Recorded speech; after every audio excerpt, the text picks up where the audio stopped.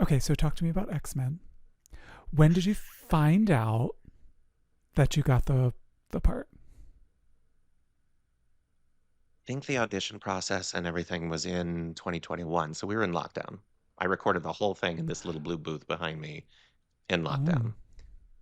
So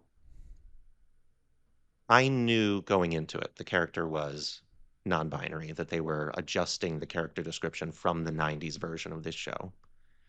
Um, the pandemic was a moment for me of gender discovery, of when I came out as genderqueer.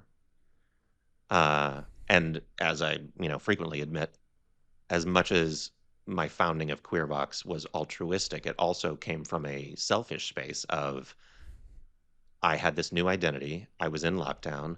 I didn't really have a lot of queer friends, let alone gender nonconforming friends. And I felt it important to create a space that I could meet these people that wasn't like, hey, come and have coffee with me so I can ask you a whole bunch of questions about your identity without giving back anything in return. Hmm.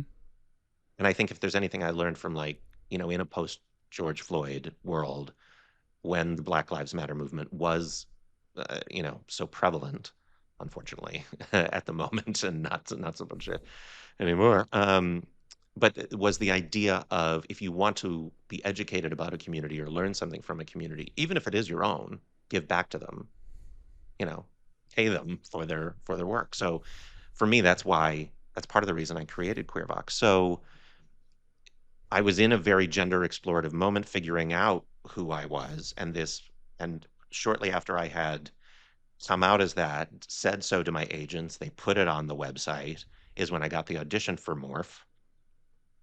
And I just read the character description of this non-binary character figuring out their gender identity and sexuality in the 90s and using humor to push through trauma and code switching constantly. In their case, literally being a shapeshifter.